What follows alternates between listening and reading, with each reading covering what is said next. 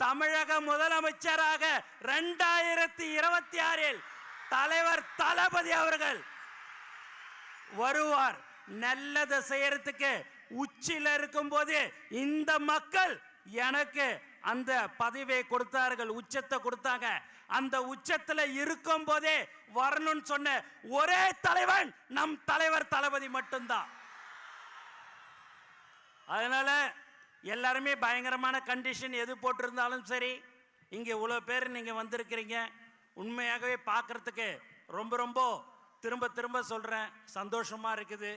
நீங்கள் ஆவலுடன் யாரை எதிர்பார்த்திருக்கிறீங்கன்னா தலைவர் தளபதியை தான் நீங்க எதிர்பார்த்திருப்பீங்க.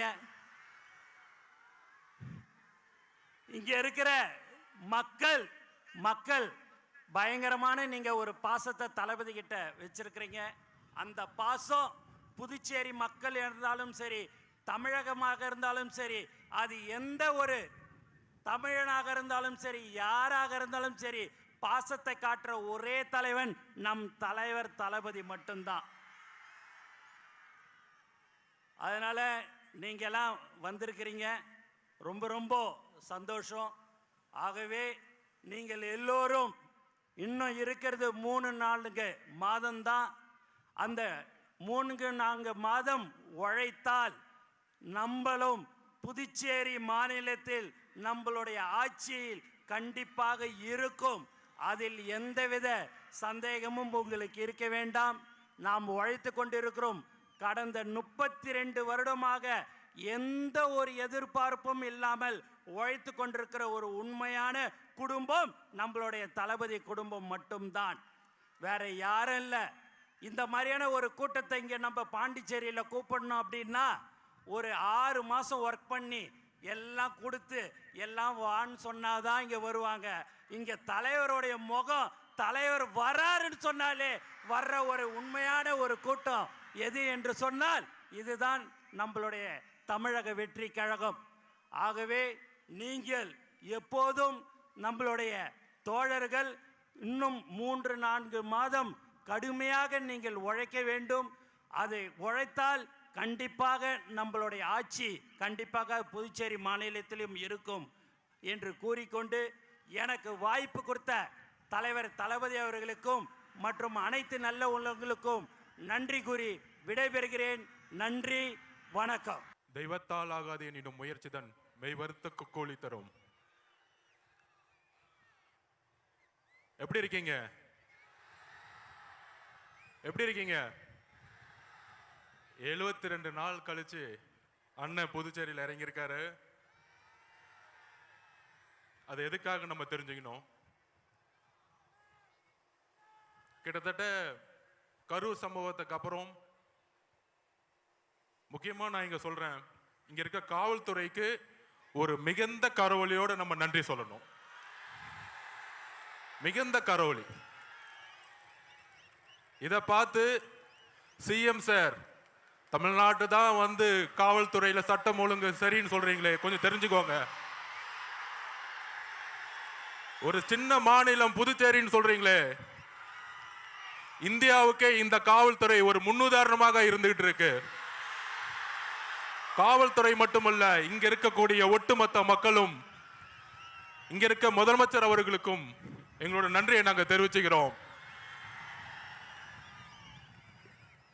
இப்படி ஒரு பாதுகாப்பையும் இப்படி ஒரு மக்கள் பாதுகாப்பையும் தமிழ்நாட்டில் இதுவரைக்கும் தமிழக வெற்றி கழகத்துடைய தலைவர் பயணத்தில் கொடுத்ததே கிடையாது. அதனால சிஎம் சார், உங்க அரசியல் எல்லாம் தூக்கி போட்டு தைரியமா தைரியமா எங்க அண்ணன் சொல்ற மாதிரி, எங்க தலைவர் விஜய் அவர்கள் சொல்ற மாதிரி, தில்லு இருந்தா தேர்தல்ல மோதுங்க. காவல்துறையை வச்சுக்கிட்டு அரசை வச்சுக்கிட்டு பிரச்சாரம் பண்றத முடக்கிறதெல்லாம் முதல்ல நிப்பாட்டிட்டு, காத்த நிப்பாட்ட முடியுமா? வெள்ளத்தை நிப்பாட்ட முடியுமா? அதுதான் தமிழக வெற்றி கழகத்துடைய பிரச்சார பயணம் இன்றையிலிருந்து தொடங்கிருச்சு. ஏன் புதுச்சேரி அப்படின்னு ஒரு கேள்வி இங்க இருக்க எதிர்கட்சிகள்லாம் சொல்லிட்டு இருந்தாங்க, என்ன புதுச்சேரிக்கு வராரு? இதே மாதிரிதான் எம்ஜிஆர் கிட்ட கேட்டாங்க, நீங்க தமிழ்நாட்டில் முதலமைச்சர் ஆக வேண்டியதானே, ஏன் புதுச்சேரி வந்தீங்க அப்படின்னு. புதுச்சேரி மக்கள் ஒரு நல்ல ஆட்சி, ஒரு நல்ல கல்வி, ஒரு நல்ல போக்குவரத்து வசதி, ஒரு நல்ல மருத்துவம், இதுக்காக இன்னும் ஏங்கிட்டு இருக்காங்க. அதெல்லாம் எப்படி அன்றைக்கு வந்து எம்ஜிஆர் கட்சி ஸ்டார்ட் பண்ண பிறகு முதல் முறையாக அவர் தமிழகத்துக்கு மட்டும் யோசிக்கல.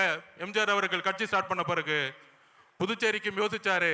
அதே மாதிரி எங்களுடைய தலைவர் விஜய் அவர்கள் தமிழ்நாட்டுக்கு மட்டுமல்ல புதுச்சேரிக்கும் சேர்ந்து ஒரு மிகப்பெரிய திட்டத்தை வச்சிருக்காரு. அந்த திட்டங்கள் என்ன அப்படின்னு தலைவர் வந்து இப்ப பேச போறாரு உங்க முன்னாடி. அவருடைய பேச்சுல அடுத்த 50 வருஷத்துக்கான புதுச்சேரியோடைய வரலாற்றை புதுசா எழுதப்படும் தமிழக வெற்றி கழகத்தின் மூலியமா அதை நாங்க இது பதிவு பண்றோம்.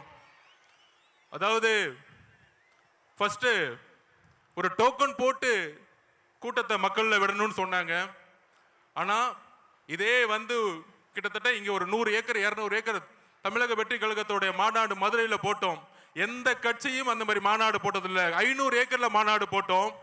கூடிய விரைவில் புதுச்சேரியில ஒரு மிகப்பெரிய அளவுல நம்ம நிலத்தை எடுத்து ஒட்டுமொத்த புதுச்சேரி மக்களும் அங்க இருக்கிற மாதிரி அடுத்த கட்ட ஒரு பிரச்சாரத்தை தமிழக வெற்றி கழகத்தின் தலைவர் உருவாக்குவார். ஒரு பிரெஞ்சு காலனிலிருந்து புதுச்சேரி வந்து இன்றைக்கு நம்மளுடைய அடிப்படை தேவை கூட நம்ம வந்து கஷ்டப்பட்டு இருக்கோம். எல்லாத்துக்கும் தெரியும். மாற்றம் வருமா அப்படின்னு இங்க இருக்கக்கூடிய இளைஞர்களுடைய ஒவ்வொரு முகமும் தெரியுது. மாற்றம் வருமா, எங்களுக்கு ஒரு வேலை வாய்ப்பு கிடைக்குமா, எங்களுக்கு ஒரு சிறந்த கல்வி கிடைக்குமா அப்படின்னு ஏக்கம். இந்த ஏக்கம் தான் இவ்வளவு பெரிய மக்கள் கூட்டத்தை இங்க உருவாக்கி இருக்கு.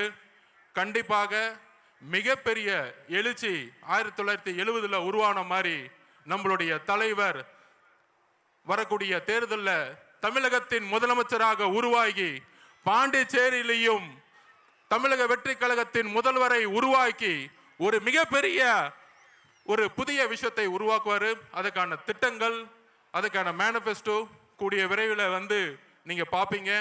அதுக்கான எழுச்சி பயணமா நம்ம வந்து இன்றிலிருந்து புதுச்சேரி, தமிழகம் மட்டுமல்ல புதுச்சேரி மக்களோட தமிழக வெற்றி கழகம் ஒரு பயணத்தை தொடங்குறது. அடுத்தது